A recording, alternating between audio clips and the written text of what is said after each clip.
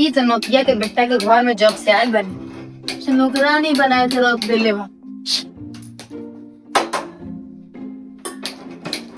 अच्छा अरे बा लगत है कि गैस वो खत्म हो गल का।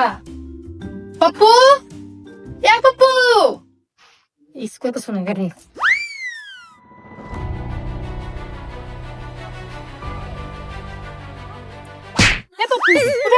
अरे का भइल घर में चोर आ गइल का?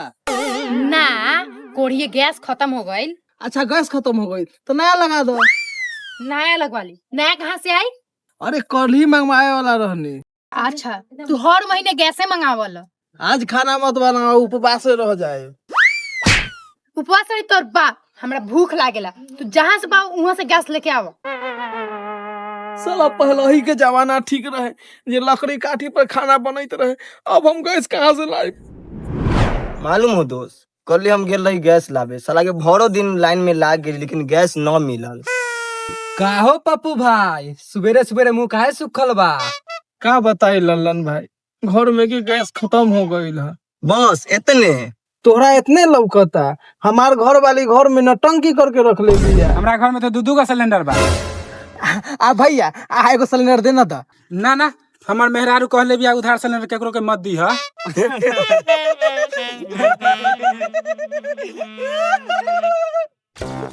प्रमोद सहनी बुकिंग कैले बा बाकी एकरा के सिलेंडर थोड़ी दे। सारा सिलेंडर 2000 रुपए ब्लैक से बेचे।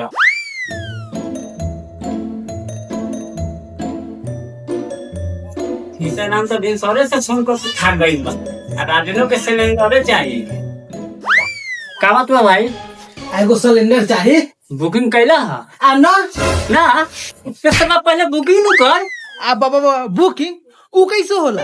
ये सरवा इतनो पता नहीं के तोहरा के मोबाइल से। मोबाइल से? हमरा तो बटन वाला बा। बटन वाला बा तो जा 5 दिन बाद ही यह गैस सिलेंडर ला दे।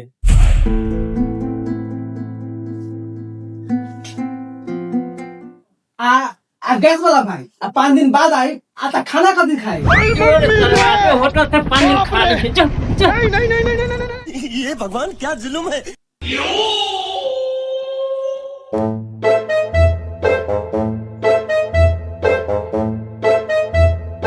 गैस वाला भाई पूरा ना माने तो अपन सिलेंडर लेकर जाओ। ये सरवा फेन तू हमरा माता संग आवे चलैली। जो गैस सिलेंडर लेकर जल्दी भाग जल्दी। ई कोढ़िए एक सुबेरे के गेल बा अभी तक ना आए। अब भूखे पेट में चूहा कूदता पता ना कब तक आए।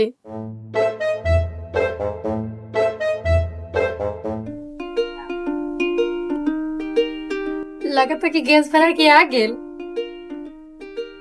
सिलेंडर लिए ला ना काहे? आज चूल्हे पर खाना बने। शादी से पहले का बोलत रहल? का गुड़िया रानी गैस पर खाना बनाई है। तो महंगाई बढ़ गई तो हम का करी? अच्छा रुको अभी बाबूजी के फोन लगावे है। कहाँ है पपुआ? ससुर जी प्रणाम। गधा सन के हो गेल एगो हमर बेटी है सिलेंडर न ला के दे सकेला। ससुर जी कोशिश तो करो तानी। कोशिश न हमरा बेटी के सिलेंडर ला के दो। अब तो दामाद जी फंसल। दोस्त हाँ आई कहूँ से न कहूँ से एगो हमरा सिलेंडर चाहिए तो चाहिए। एक काम करो का शादी वाला टेंट में चलो वहाँ सिलेंडर जरूर मिल जाये। तो चलो चोरी कल जाये। चल चल चल चल।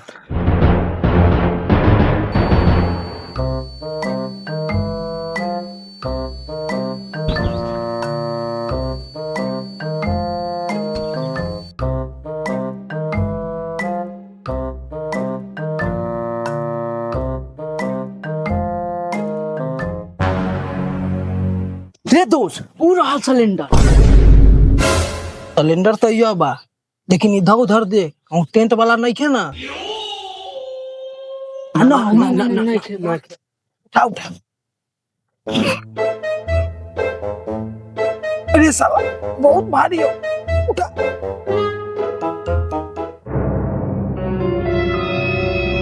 जोर जोर जोर पकड़ो हो। जोर जोर जोर।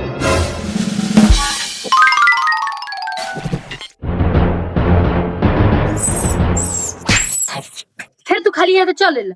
बेटी गुड़िया लगा था दामाद जी से न हो, हमरे जाय के पड़ी। तो अपने ले आएंगे ससुर जी। ठीक बा, जाता नहीं।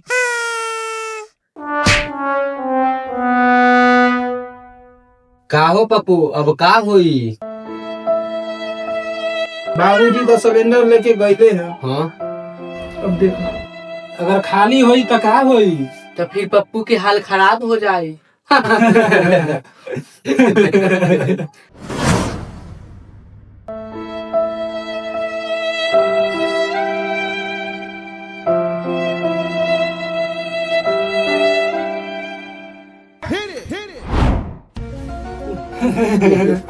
अरे देख बाबूजी आ गए सिलेंडर लेके। देखी दामाद जी, हम सिलेंडर ले आई नहीं। वाह बाबूजी। बाबूजी रउआ तो कमाल कर देनी। बाबूजी तो हीरो निकलन।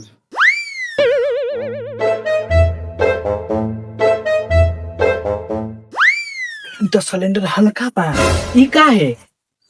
काहे की सिलेंडर खाली बा। बाबूजी खाली सिलेंडर कहला ले लिया? भरल सिलेंडर मिलवे न कैलक ह। मतलब फिर से भरवावे के पड़ी। हे भगवान, अब हमरा के जल्दी गैस भरवा के ली आवो। हम अकेले कैसे जाई? हम साथ चलम। हम तो बस खाली तमाशा देखब।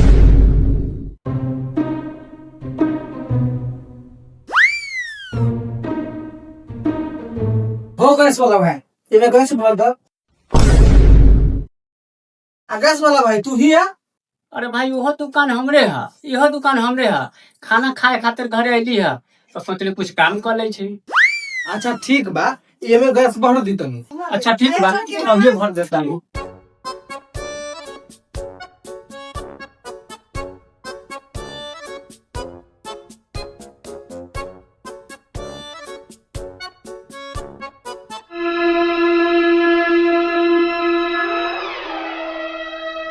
जा गैस तो खत्म हो गई।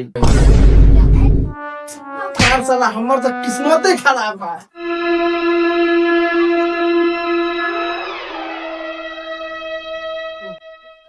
गेला हन तो कहीं से न कहीं से जरूरी गैस उपाय करके लिए आए हैं। अभी तक खाना नहीं खे बनल, पता न का हुए।